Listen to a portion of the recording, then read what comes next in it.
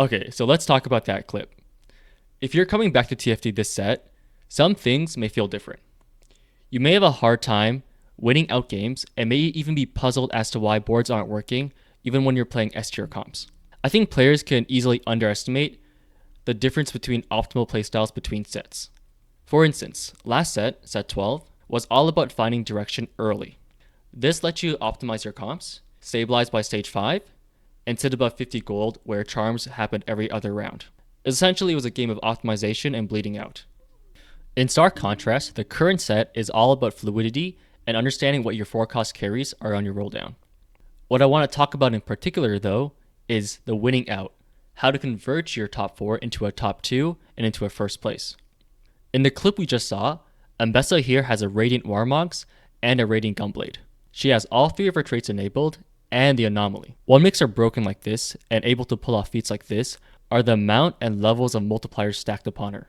To further explain this, let's use a visual example. So let's take a unit like a 1-cost Amumu, and let's give it a random variable. So let's give this Amumu a 1-cost, a value of 1. It's just an arbitrary value. It's a low cost, so I give a low value. In TFT and essentially all video games, there are values that can be multiplied, subtracted, and added. One such in TFT is an upgrade. So when a unit is upgraded, they get 80% more HP and 80% more AD. So this Amumu, who used to have a value of 1, now has a value of 1.8, because 1 times or 100 or 80% of 1. But of course, there's other ways to make a unit stronger, like activating their traits. It's a bit of a gray area because certain traits do different things for a unit. But if we look at Sorks, usually a 2-trait like Sorks will give you about 30% more power. This is pretty easy to read because this Lux here will get 30% AP, and that AP basically controls everything she does, right? Her damage and her shield is both controlled by AP, or scales off her AP. So using that example, we can throw in any Automata unit and any Watcher. Let's say it's Thorndarius, they don't really matter. And we can say this Amumu has 30% more power twice, which would be about 3 or like 3.04 to be exact. But of course, we can go even further by giving him items. Items are a really rough area because Infinity Edge on Amumu is not going to do anything compared to like a Warmog's item. Let's say each item roughly gives a good item in general, or maybe like the best item possible, gives a power of 0.5, so 50% increase. If we give it 3 items, say something like this, I wrote it down here, but if you increase it by 50% 3 times, it's about like 10.26. I don't know why I said about, it's exactly 10.26. So we went from a Amumu with a 1 cost, and we gave it enough multipliers, and now it has a value of 10.26 instead of 1. Like previously mentioned, this is all very rough math. It's not the actual calculations that are important, but it's about understanding the fundamental concept of building a strongest board. This is how it's like generally done.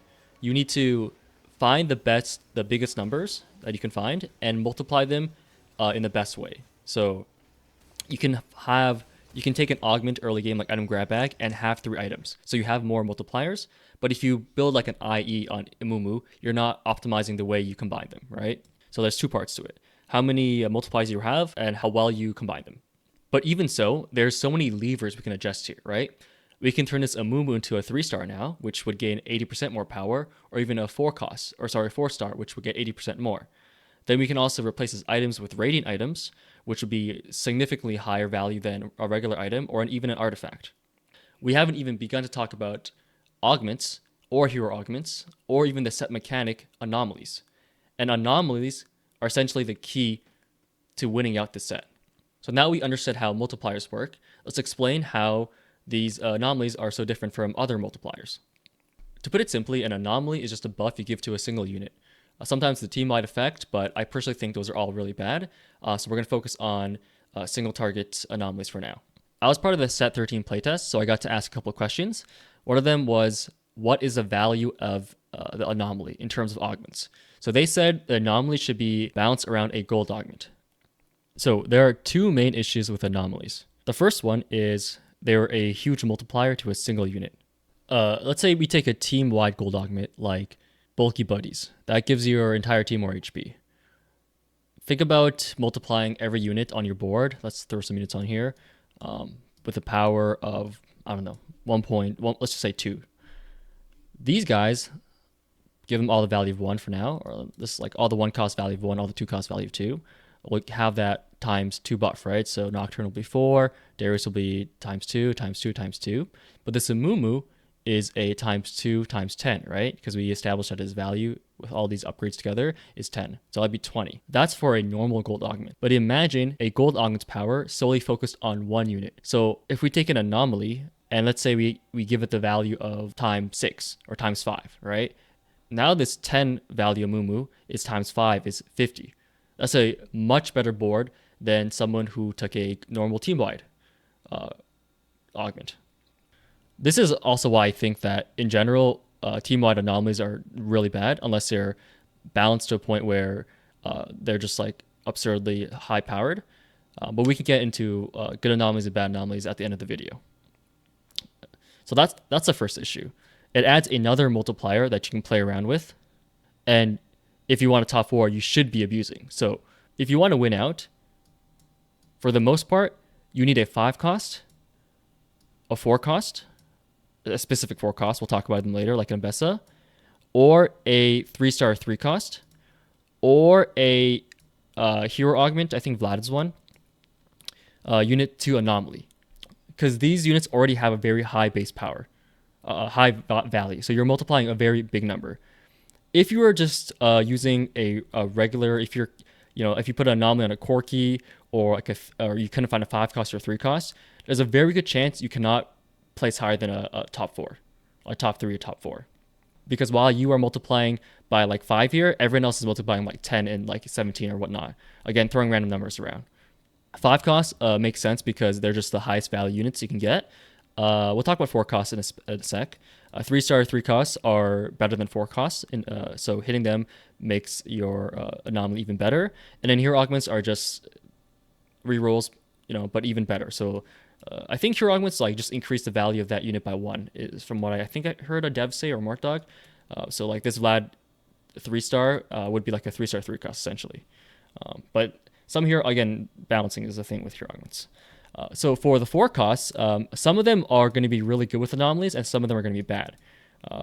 The specific ones are going to be, let's see, the bad ones actually are, let's talk about those ones. Like Corki is going to be a bad one. Echo, not sure about Elise just yet. I think for the most part, these 2 are the problem ones. This is why I think Scrap is going to be like really bad soon. They just nerfed it as I was making this video. After this, I'm probably going to hop on and play the first game, but I think Scrap's going to fall into B tier because the only reason Scrap and Black Rose were the strongest comps were because they were just overbalanced. Mbessa, for instance, a unit that can be really strong with Anomaly, has 3 combat traits. So that's just like another multiplier to increase the power with. But Echo and Corki are down a combat trait, right? Scrap is just like a really utility defensive trait. It doesn't do anything to increase Corki's power. And because Scrap is so strong, they're not really going to increase Corki or Echo's power to make up for that. They're also, ability-wise, units that aren't great with abusing like anomalies. For instance, a unit that would be really good at that is like Twitch. I think Twitch is like broken right now, and there are a couple anomalies like the crit one and the attack speed one and the Runon's Hurricane effect one that just make him absurdly broken. I've had Twitch on PBE do like 21,000 damage up against like 7 Black Rose and stuff. It's insane. Twitch is a great example because 1, he's an experiment, so you're getting the experiment buff, plus you can link him with the other experiments, so he's getting 2 more buffs off that, his own buff, like a Zyra buff and like a Mundo buff. The Mundo buff's not very relevant, but you can probably connect Urgot in some cases. He's getting his getting a sniper trait, and then on top of that, you can throw in a anomaly, radiant items, artifacts, best in slot items, as well as other augments to make him stronger. You look at something like Corki, and he just has artillerists. There's not other ways you can make him stronger. And so the only way I think Scrap can be really good is if you hit it early Nunu, which can anomaly him. But it's going to be on 4-6, so the chances are that's not really going to happen. But yeah, so like Twitch, Mbessa. Mbessa's another good one, right? She's got the 3 combat traits like I mentioned. The 4 emissary, once you get it, is like 3 more power buffs. And then if you're putting her next to Garen, she gets another buff from the 108. She shares like Garen's HP, like 20% of it.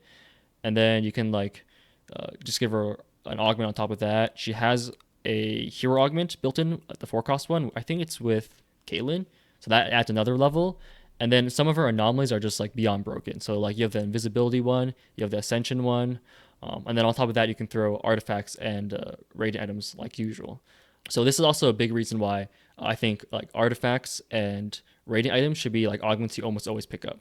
And if you get like powder, the powder portal or the jinx portal, that gives you a bonus on 3-2 or 3-6. Sometimes it's a radiant or artifact, so definitely keep a lookout for that.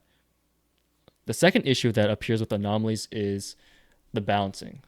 So I like to use Warwick as an example.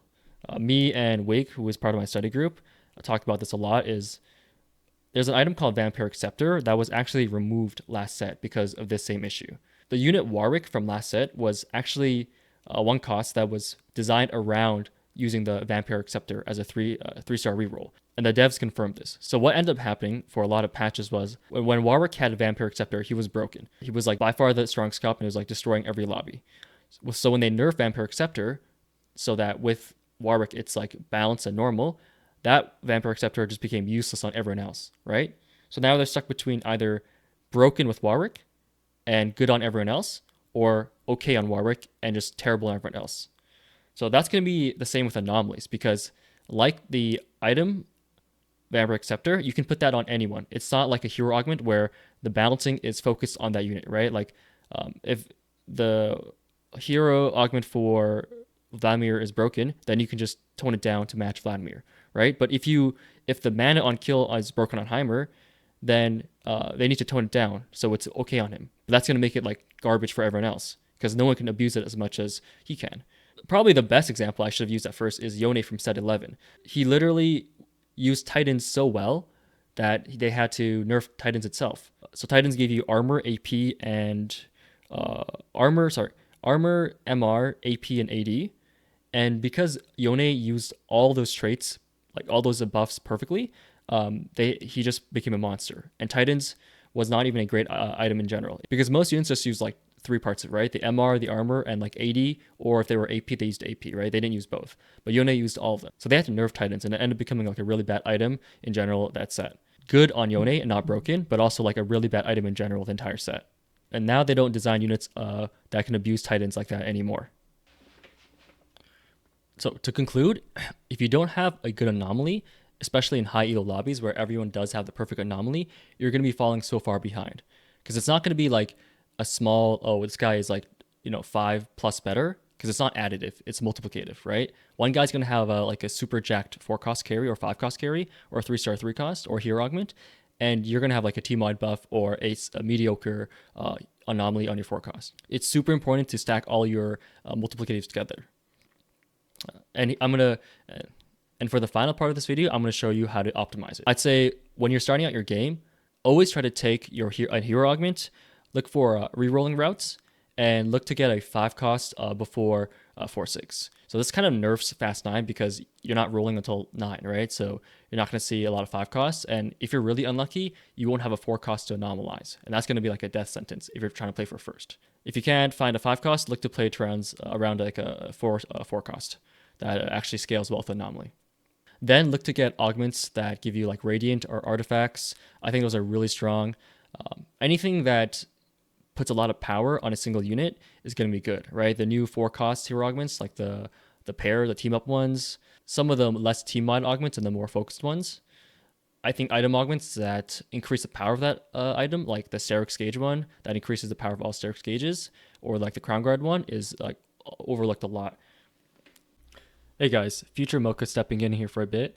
I looked at the footage and there's like 30 more minutes of me yapping, and I'm way too lazy to edit all that, and I don't think you guys want to hear all that. So I'm going to quickly condense it into the main points. Something I forgot to mention in the footage is if you are stacking, if you have all your strong multipliers, like your radiant items, your hero augment, but make sure they're all in the same spot, right? So if you have like a radiant IE, make sure you put it on the Caitlyn. If you have the artifact, try to choose an artifact for the Caitlyn and put it on her as well. You want to be stacking all your multipliers in one place, or the whole point of it doesn't make sense, right? If you have like something like this, it's additive, not multiplicative, right? It's just like 5 times 5 is much better than 5 plus 5. So make sure they're all in the same unit. And always start with a good base, right? This is whatever you're putting your stuff on, your anomaly, your radiant items, that's going to be the number you start multiplying off with, right? So you'd rather start with like 10 than 1. Finally, Greed your anomaly. So your anomaly is going to be the biggest multiplier overall, so you need to greed it. There are 80 anomalies, and they are actually tailored. So this is confirmed because someone asked during the playtest, and they will be confirmed based off your last board, which is usually how it works for most tailoring things. I don't have the exact information. I don't think anyone really does, but if there's 80 anomalies and like let's say 20 of them are tailored, probably a bit more, then there's a really good chance you can find the anomaly you want specifically within like 30 to 40 gold. If you can play for first, then I would recommend doing that. If not, I would settle for something that's going to give you top four. You have like for a lot of in a lot of spots, you're not going to just look for one anomaly. So like there's going to be like 6 anomalies you're going to be okay with, right? So if you can't find anything for a Heimerdinger, then go for something for your tank, right? That's going to be, if all your bonuses are on that tank, then it's going to be just as good, or like almost as good as just getting all on Heimerdinger. So besides trait tailoring, there's also like specific anomalies like the 3-star one that turns into your 3-star one cost into a 4-star. Obviously, that won't show up if you don't have any 3-stars. And that goes for like a lot of the 3-star units as well. Like this won't show up if you don't have 3-stars as well. So I'd say like give or take maybe 30 of these anomalies are tailored. So you'll have about 50 to play with, and then out of those 50, you'll have maybe 10 to 15 that you're okay with taking, and then like 5 that you really really want. And I say the math is pretty good that you'll find one if you roll at least 30 gold. I think this creating this buff is worth about 30 gold, and it's like, you probably don't need a 2-star 5 cost as much as if you're really strong on like your level 8 board. Just take your time getting to level 9, but you will be stronger until then. Anyways, that's it for the rest of the video. If you like the video, please like, subscribe, comment. I'll see you guys on the stream, and see you guys in the next video.